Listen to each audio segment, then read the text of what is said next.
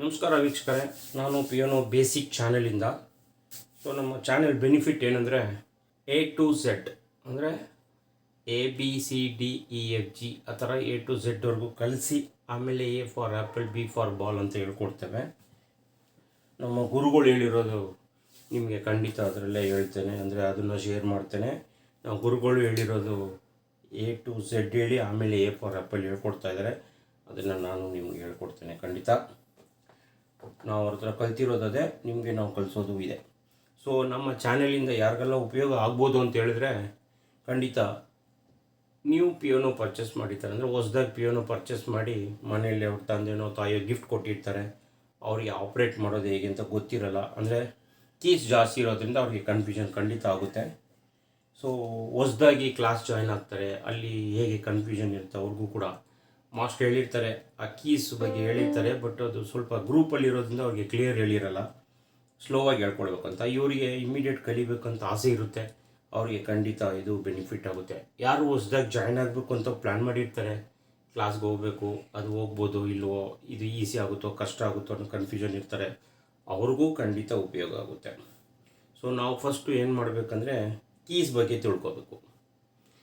ಪಿಯೋನಲ್ಲಿ ಯಾವ ರೀತಿ ಮೇಯ್ನು ರೆಕಗ್ನೈಸ್ ಮಾಡೋದು ಅಂದರೆ ಎಲ್ಲ ಒಂದೇ ಥರ ಇರುತ್ತೆ ಕೀಸ್.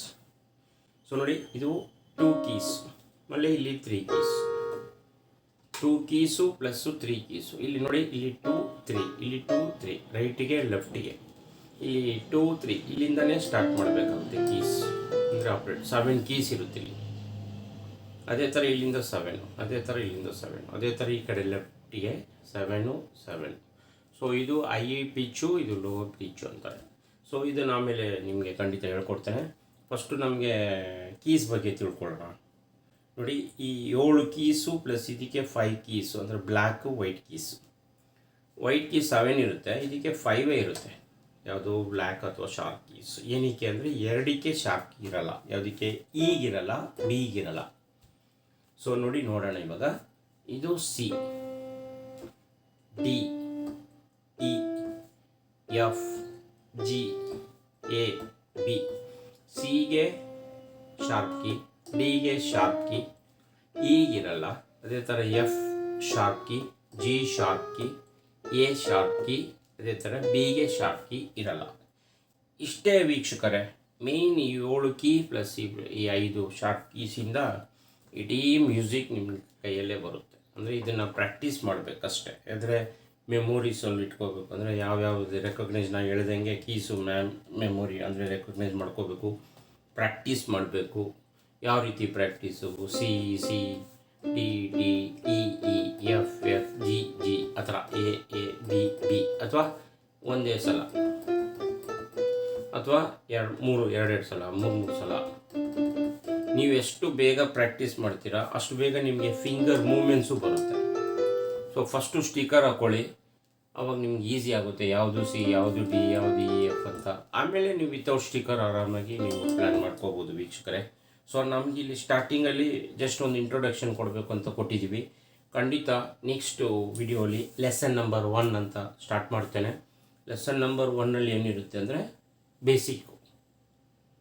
ಬೇಸಿಕ್ಕು ಯಾವ ರೀತಿ ಹ್ಯಾಪಿ ಬರ್ಡೇ ಅಥವಾ ಟಿಂಕಲ್ ಟಿಂಕಲ್ಲು, ಯಾವುದೋ ಒಂದು ರೈಮ್ಸು ತೊಗೊಂಡು ನಿಮಗೆ ಯಾವ ರೀತಿ ಹೇಳ್ಕೊಡ್ಬೇಕು ಅಂತ ಪ್ರಾಕ್ಟೀಸ್ ಮಾಡಿಸ್ತೇನೆ ಖಂಡಿತ. ನೋಡಿ, ನೀವು ಹೇಳ್ದಂಗೆ ಇವರಿಬ್ಬರು ಯಾರೋ ನಮ್ಮವ್ರು ಕೇಳಿದರು, ಈ ಕೀಸು ಕನ್ಫ್ಯೂಷನ್ ಆಗ್ತಾ ಇದೆ, ಬ್ಲ್ಯಾಕ್ ಕೀಸು ವೈಟ್ ಕೀಸ್ ಅನ್ನೋದು. ಖಂಡಿತ ಅದು ನೆಕ್ಸ್ಟು ಇದರಲ್ಲಿ ಪ್ರಾಕ್ಟೀಸ್ ಮಾಡಿಸ್ತೇನೆ. ಏನು ಪ್ರಾಕ್ಟೀಸ್ ಅಲ್ಲ, ನೀವು ಎಷ್ಟು ಸಲ ಪ್ರಾಕ್ಟೀಸ್ ಮಾಡ್ತೀರೋ ಅಷ್ಟು ಸಲ ನೀವು ಪರ್ಫೆಕ್ಟ್ ಆಗ್ತೀರ. ಈ 7 ಕೀಸು ಅಂದರೆ 7 ಸ್ವರಗಳು ನೀವು ಕಲ್ತ್ರೆ, ಪ್ಲಸ್ ಈ 5 ಉಪಸ್ವರಗಳು, ಅಂದರೆ ಇದಕ್ಕೆ ಉಪಸ್ವರ, ಇದು ಸ್ವರ, ಉಪಸ್ವರ ಅಂದರೆ ಜಸ್ಟ್ ಒಂದು ಇಂಗ್ಲೀಷ್ ವರ್ಡಲ್ಲಿ ಅದು C D E F G A B, ಸಾ ರೇ ಗ ಮ ಪ ದ ನಿ. ಸೊ ಇದು ಕಲ್ತ್ಬಿಟ್ರೆ ನಿಮಗೆ ಈವನ್ನು ಫಿಲಮ್ ಸಾಂಗ್ಸು ಕೂಡ ನೀವು ಇದರಲ್ಲಿ ಪ್ರಾಕ್ಟೀಸ್ ಮಾಡ್ಬೋದು ವೀಕ್ಷಕರೇ ಖಂಡಿತ. ಇವಾಗ ಎಲ್ಲರಿಗೂ ಈ ಉಪಯೋಗ ಆಗಲಿ ಅಂತ ಈ ಚಾನಲ್ಗೆ ನಾವು ಇದು ಮಾಡ್ತಾಯಿದ್ದೀವಿ. ಸೊ ಲೈಕ್ ಮಾಡಿಸಿ, ಸಬ್ಸ್ಕ್ರೈಬ್ ಮಾಡಿ. ನಾವು ಮಾಡೋ ಎಲ್ಲ ಚಾನಲ್ ಅಂದರೆ ಲೆಸನ್ಸು 1 by 1 ನಿಮಗೂ ಬರುತ್ತೆ. ಸೊ ಖಂಡಿತ ಎಲ್ಲರಿಗೂ ವಿಶ್ ಮಾಡ್ತಾಯಿದ್ದೀನಿ. ಎಲ್ಲರಿಗೂ ಒಳ್ಳೇದು ಖಂಡಿತ ಆಗುತ್ತೆ. ಎಲ್ಲರಿಗೂ ವಿಶ್ ಮಾಡ್ತಾಯಿದ್ದೀನಿ. All the best. ಥ್ಯಾಂಕ್ಸ್ ವೀಕ್ಷಕರೇ.